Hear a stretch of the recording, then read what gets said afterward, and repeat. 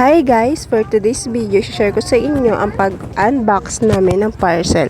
Actually guys, hindi ko na videohan yung pagpunta namin sa tulay para kunin tong parcel kasi dalawa daw tong dumating. Kasi dapat yung isa darating kahapon, hindi natuloy kasi lakas ng ulan nung hapon hanggang gabi. Kaya nag-decide na lang si delivery rider na ngayon na lang ipadala kasabay ng isang order.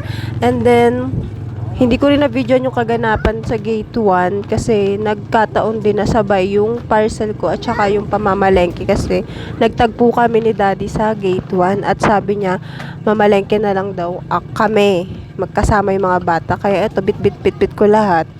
And then ayan yung parcel pa lang na dumating is yung ice cooler.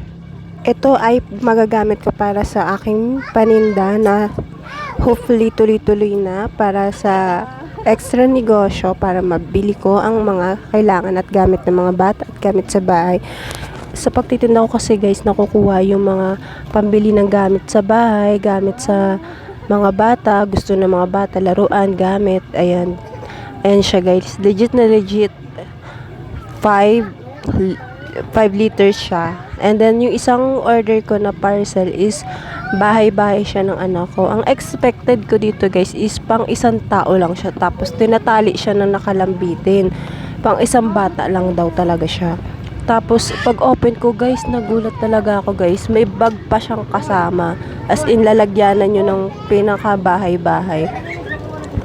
And then nakakagulat pa dito guys. Ang laki niya guys. Ilang bata ang kasya sa loob ng bahay. Ayan. Ayun siya guys. So, sobrang ganda. Blue nga pa pala ang in-order ko dito guys. Kasi, para hindi siya madumihan. Kasi, pag pink yung pinili ko is nadudumihan siya. Alam nyo naman dito guys. Maalikabok sa lugar namin. Kaya, yung alikabok minsan pumapasok sa loob ng bahay. Medyo magulo lang yung camera namin kasi yung aso namin nasa gilid is nanggugulo din at nakikisali sa pagbibideo ko. Ayan, may bakal nga pala siya guys nakasama. Tsaka yung bakal na to is may tali sa loob. So kapag binuksan mo, pumipitik talaga siya. Kaya may tendency talaga na yung bakal is pumitik sa mukha mo. Kaya be careful pag umorder kayo. Dahan-dahan nyo lang siya i-assemble. At ang ganda niya i-assemble guys. Sobrang easy lang. Yung bakal kasi nilalagay sa loob. Tapos may tali siyang kasama. Tapos ayun na. Bahay na siya. Ayan. Hindi ko lang may pakita dito guys kung paano ko siya in-assemble. Kasi ang kulit kasi talaga ng aso ko. Tingnan nyo ginawa niya guys. Tinumba niya yung camera ko at pinulot ko. And then papakita ko na sa inyo yung natapos kong bahay ng dalawang bata. Ayan, pumasok nga pala ako dyan guys sa loob. At kasya din ako, kasya kami. Parang 4 ata kami kasya o 5.